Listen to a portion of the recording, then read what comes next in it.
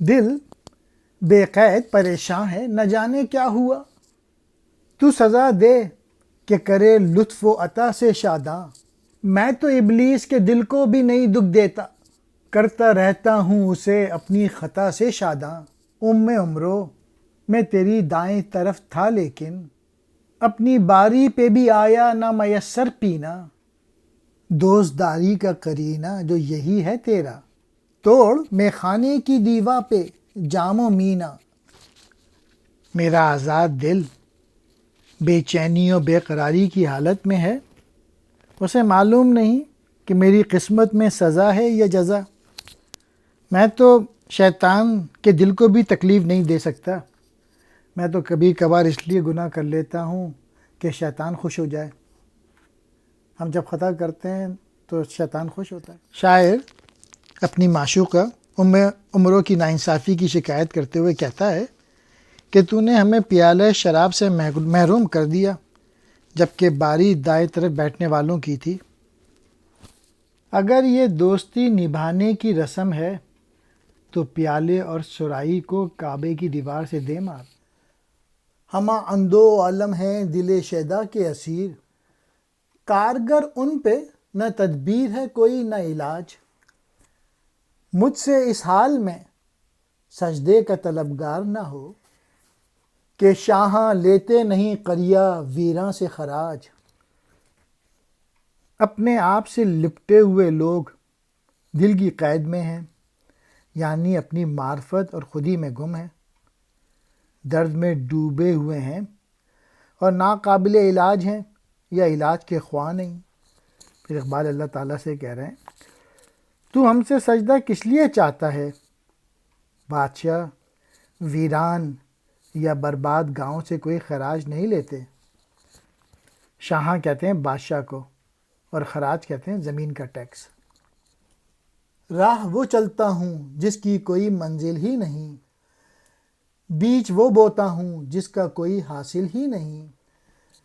میں غموں سے نہیں ڈرتا ہوں مگر ایسا غم دے نہ زنہار میرے دل کے جو قابل ہی نہیں۔ میں اس راستے پر جا رہا ہوں جس کی کوئی منزل ہی نہیں، کہ میں جو بیج بوتا ہوں اس سے کچھ حاصل ہی نہیں۔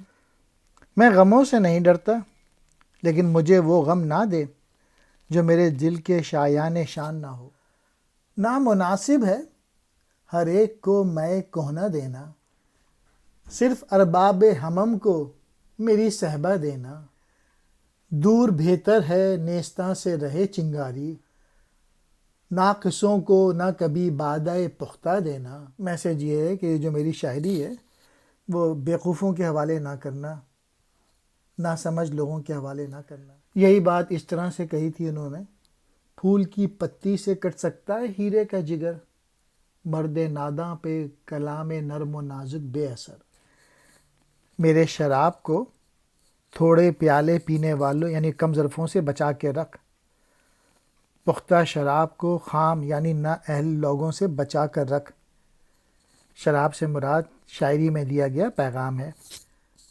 پھر دوسرے شعر میں اقبال کہہ رہے ہیں، چنگاری باز کے جنگل سے دور رہے تو بہتر ہے، یعنی جو میری پوئٹری ہے وہ خاص لوگوں کو عطا کر اور عام لوگوں سے بچا کر رکھ۔ اقبال کی پوئٹری انسان میں آگ لگا سکتی ہے، جذبے بڑھا سکتی ہے، انسان اپنی صلاحیتیں بڑھانے لگتا ہے۔ نیستہ کہتے ہیں بانسوں کا جنگل، درد و سوز و غم و ہرما نہیں پایا جاتا، شعلہ شوق فروزاں نہیں پایا جاتا۔ لامکاں سے اسی باعث تو گریزاں ہوں میں، لامکاں سے اسی باعث تو گریزاں ہوں میں، نالے نیم شبی وہاں نہیں پایا جاتا۔ تمہاری طلب میں وہ کشمکش نہیں ہے جو میری طلب میں ہے، تمہارے اندر وہ جلن تڑپ اور بے چینی نہیں ہے۔ اور میں لامکاں سے اس لیے بھاگا تھا کہ وہاں آدھی رات کی گریہ زاری نہیں ہے۔ لامکاں وہ جہاں جس میں زمان و مکان کی حد نہیں ہے، آسمان سے اوپر جہاں حضرت آدم کا ٹھکانہ تھا۔ نیم شبی آدھی رات، دہر کو میری نواؤں سے دگرگوں کر دے، صبح تازہ میں جگا ایک نئے عالم کو۔ اب میری خاک سے کر آدم دیگر پیدا، صحن گیتی سے اٹھا بندہ بیش و کم کو۔ اقبال کہہ رہے ہیں کہ مجھ سے اس جہاں میں ہنگامہ پیدا کر اور زمین و آسمان کو انقلاب سے دوچار کر دے۔ ہماری مٹی سے ایک نیا انسان پیدا کر اور اس آدمی کو قتل کر دے جو فائدے اور نقصان کا غلام ہے۔ دہر یعنی دنیا، نواؤں یعنی پوئٹری، دیگرگوں یعنی الٹ پلٹ، بیش و کم، فائدہ اور نقصان۔ آج بھی تیرا ہے خورشید کے با وصف جہاں، جسے زیبا یہاں کہتے ہیں وہ نازیبا ہے۔ جانے کب تک ابھی اس طرح کے صحرا کو تو رنگ و نم کے لیے آدم کا لہو دیتا ہے۔ جستجو تیری رضا کی ہے تیرے نوکر کو، راہ اطاعت کی نہ چھوڑوں گا کبھی دم بھر کو۔ لیکن اس بندہ ناداں سے جو تو بھی چاہے، سب تازی نہ کہا جائے گا ہرگز خر کو۔ یہ جہان سورج سے روشن ہونے کے بجائے اور تاریک ہو گیا ہے، اس کی خوبیاں بھی سرتا پا برائیاں ہیں۔ میں نہیں جانتا کہ تو کب تک ایک ویرانے کو آدمی کے خون سے ظاہری چمک دمک دیتا رہے گا۔ میں غلام ہوں اور تیری خوشنودی کے سوا کچھ تلاش نہیں کرتا۔ میں اس راہ کے سوا نہیں چلتا جس پر چلنے کا تو نے حکم دیا ہے۔ اور لیکن اگر تو اس ناسمجھ کو یہ کہے کہ گدھے کو عربی گھوڑا کہہ دو تو میں نہیں کہوں گا۔ تیرا تر زیادہ تاریک، آفتاب کہتے ہیں سورج کو، خر کہتے ہیں گدھے کو، اسب تازی عربی گھوڑا۔ نہ کفے خاک میری نور صفا سے روشن، نہ میرا دل تپش و سوز دروں سے بیتاب۔ چھین لے مجھ سے تو یہ بھی تیرا احسان ہوگا، ایک گراں بار ہے بے ذوق نمازوں کا ثواب۔ قصہ دین و وطن کیا ہے جہان نو میں، کھول کر کہہ نہیں سکتا میں اس افسانے کو۔ مجھ سے ناخوش نہ ہو میں نے تیری بے مہر روش، دیکھ کر پھر کیا تعمیر صنم خانے کو۔ دل مسلمان کا فرنگی کی اسیری میں ہے خوش، کون سمجھائے تو کس طرح اسے سمجھائے۔ وہ جبیں جس کو در غیر پہ گھستا ہوں میں، سجدہ بوذر و سلمہ کہاں سے لائے۔ میسج یہ ہے، اقبال کہہ رہے ہیں کہ عشق موجود نہیں ہے، میں اپنے سینے میں بے سرور کیف دل رکھتا ہوں، میرے جسم میں نہ عشق کی تڑپ ہے نہ نور ہے۔ مجھ سے واپس لے لے کہ اس بے حضور نماز کا ثواب یہ میرے کاندھے پر بوجھ ہے۔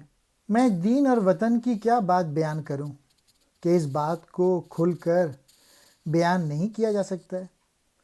مجھ سے خفا نہ ہو کہ تیری نامہربانی کی وجہ سے میں نے پھر پرانے بتکدے کی بنیاد رکھ دی ہے۔ مسلمان کا جو دل ہے وہ فرنگی کی اسیری سے بہت ہی خوش ہے، اور کون مسلمان کو سمجھائے کہ your leader is leaning against the wrong وال۔ یعنی تم ایک غلام ہو اور تو نے اپنی پیشانی جو ہے نا وہ غیر اللہ کے دروازے پر تو رگڑ رہا ہے، چاپلوسی کرتا رہتا ہے، اور تیرے سجدے ایسے نہیں ہیں جیسے حضرت ابو ذر غفاری یا حضرت سلمان فارسی کے جیسے جو سجدے تھے۔ کف کہتے ہیں مٹی کو، اور تپیش سوز دروں یعنی عشق کا جذبہ، گراں کہتے ہیں بوجھ کو۔ بے حضور نماز مراد جس نماز میں خشوع اور خضوع، فرنگ سے مراد یہ ہے کہ یورپ والے، اسیری یعنی غلامی، جبھی کہتے ہیں ماتھے کو۔